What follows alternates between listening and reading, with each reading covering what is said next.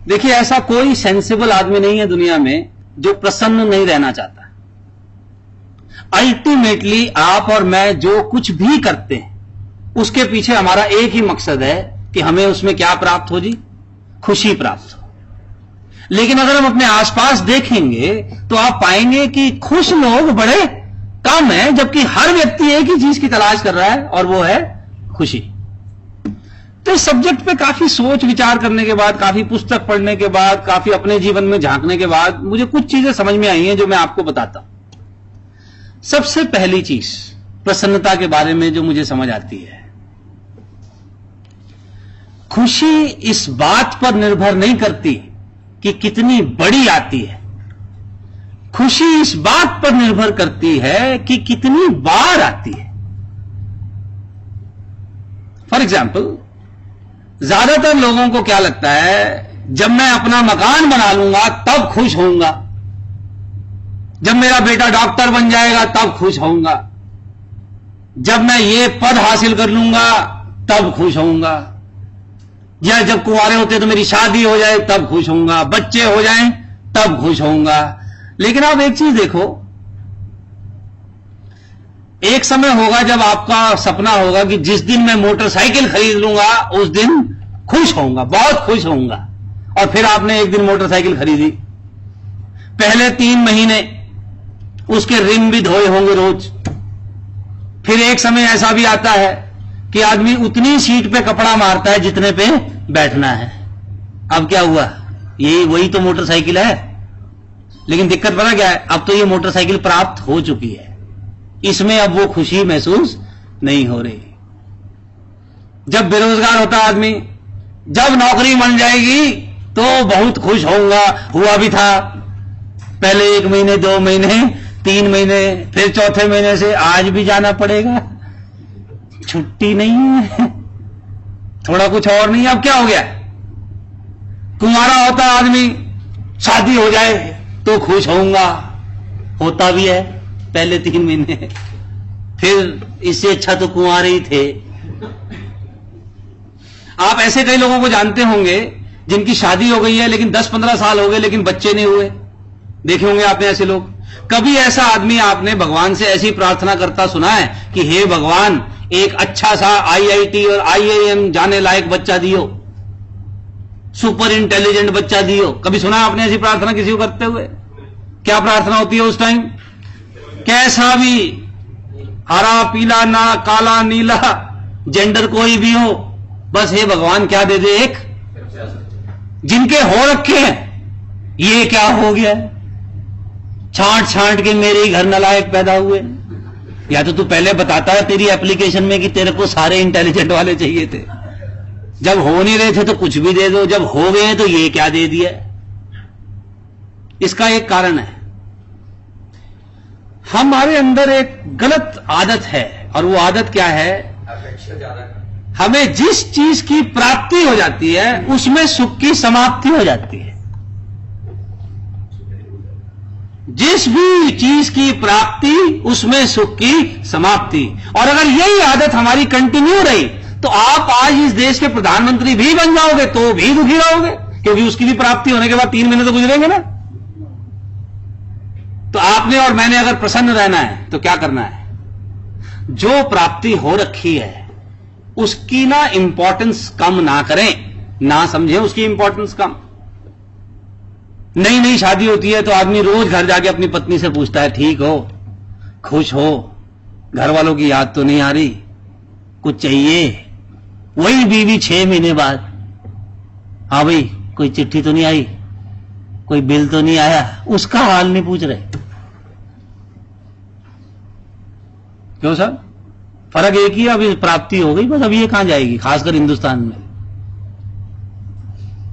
है जी? इससे क्या पूछना रोज रोज, और किस कोई पूछने देगा तेरे को? यही तो पूछने दे रही है, इससे पूछो ना रोज, क्या हाल है, खुश हो, ठीक हो, प्रसन्न हो। पर हम ज्यादातर पति इसलिए भी नहीं पूछते क्योंकि हमें पता है इस सवाल का क्या जवाब आएगा कि तेरे साथ और कुछ तो हम भी फिर इसलिए पूछते नहीं है। जिस चीज की प्राप्ति उसमें सुख की समाप्ति, एक तो ये कारण है। दूसरा कारण, आभार की मनोवृत्ति नहीं है। आभार की मनोवृत्ति यानी एहसान नहीं मानता व्यक्ति किसी भी चीज का। माता पिता का तो खैर कोई एहसान है ही नहीं कि तुमने कोई पूछ के पैदा किया था, हमने कोई चिट्ठी डाली थी, तुमने कुछ स्पेशल किया है। कंपनी का भी कोई एहसान नहीं, काम करते हैं तो पैसे लेते हैं। पत्नी का भी कोई एहसान नहीं, मैं कमा रहा हूं तू तो खाली रोटी बनाती है। किसी का कोई एहसान नहीं। अच्छा और छोड़ो, उस परमात्मा का कोई एहसान नहीं, बल्कि शिकायत है उससे रोज, तूने हमको दिया ही क्या है, तूने हमको दिया ही क्या है। मैं एक कंपनी में सेमिनार करने जाता हूं जी रेगुलरली। लास्ट टाइम जब मैं वहां गया तो मैंने एक चीज नोटिस की कि वहां क्या होता है कि जब भी प्रोग्राम शुरू होता है तो उससे पहले ना उनके वीपी साहब आते हैं, थोड़ा बोलते हैं, फिर प्रोग्राम शुरू होता है। लेकिन इस बार जब मैं वहां गया तो मैंने देखा वीपी साहब नहीं आए। तो मैंने बाद में लोगों से पूछा, मैं कहा जी क्या हुआ, वीपी साहब कहां हैं? तो उन्होंने बताया कि उनके बाएं हाथ का जो अंगूठा है वो लटक गया है, मतलब अब उसमें हलचल बंद हो गई है, हिलता नहीं है, जिसके कारण उनका कोहनी के पास यहां पर ऑपरेशन हुआ है, जिसमें 2.5 लाख रुपए का तो खर्चा आया है ताकि ये अंगूठा दोबारा से हिले। आप लोग जो मुझे सुन रहे हैं एक बार अपना अंगूठा हिलाइए जरा, हिल रहा है? ना हिले तो 2.5 लाख का खर्चा है, लेकिन क्योंकि हिल रहा है इसका कोई एहसान नहीं है, कोई आभार नहीं उस ऊपर वाले का कि हमारे सारे पुर्जे फिलहाल अपने आप ऑटोमेटिक हिल रहे हैं। ना हिले तो कंप्लेंट है, हिल रहे हैं कोई आभार नहीं है।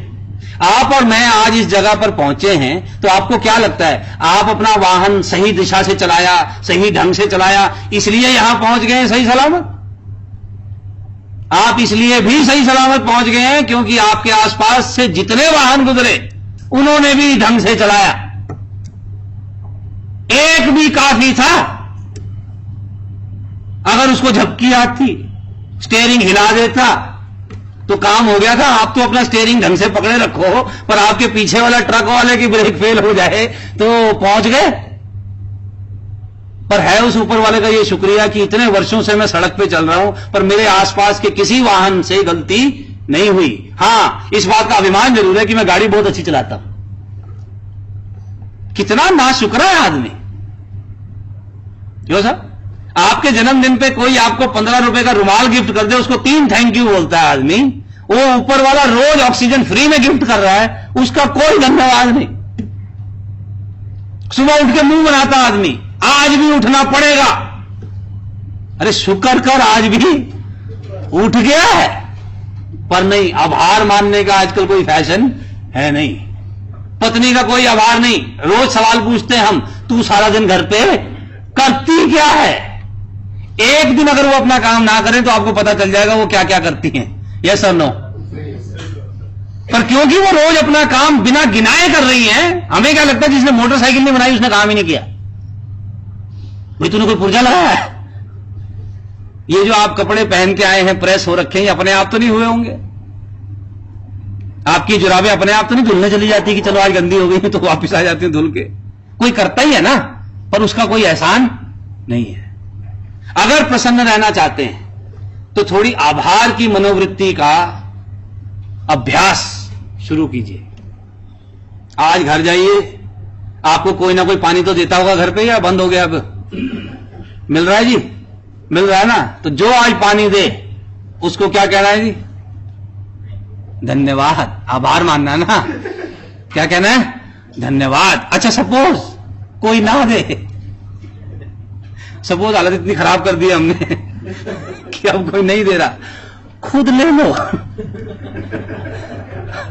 अपना ही घर तो है, क्यों नहीं? आभार की मनोवृत्ति, धन्यवाद, आप इसको करके देखो जी, आनंद बढ़ जाएगा। एक और आदत डालो, मांगने की बजाय थोड़ा देने की प्रवृत्ति रखे आदमी। देने का मतलब मैं ये नहीं कह रहा धन बांटना शुरू करो आप।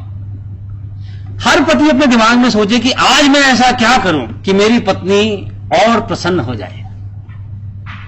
हर कर्मचारी सोचे कि आज मैं ऐसा क्या दे दूं कंपनी को कि कंपनी में थोड़ी और बेहतरी हो जाए। हर बेटा सोचे आज मैं अपने पिता के लिए ऐसा क्या करूं कि मेरे पिता को मुझ पे गर्व हो। मतलब कुछ दूसरे के बारे में, कुछ देने के बारे में आदमी कहीं तो सोचे बाय गॉड। हर वक्त मी माई my self, I my me mine. मतलब कुछ और भी दुनिया में लोग हैं, उन्हें भी पसंद रखना है, रहना चाहिए कि बस आपके लिए ही ब्रह्मा जी ने सृष्टि की रचना की है। बाइक को अगर आप पार्किंग में लगाते हैं तो उस चीज का ध्यान रखें कि अगर एक और आदमी की गाड़ी यहां पार्क हो सकती है तो उतनी जगह छोड़ दो। अब मेरे को मिल गई ना, लगाओ टेडी, जाते टाइम आसानी होती है।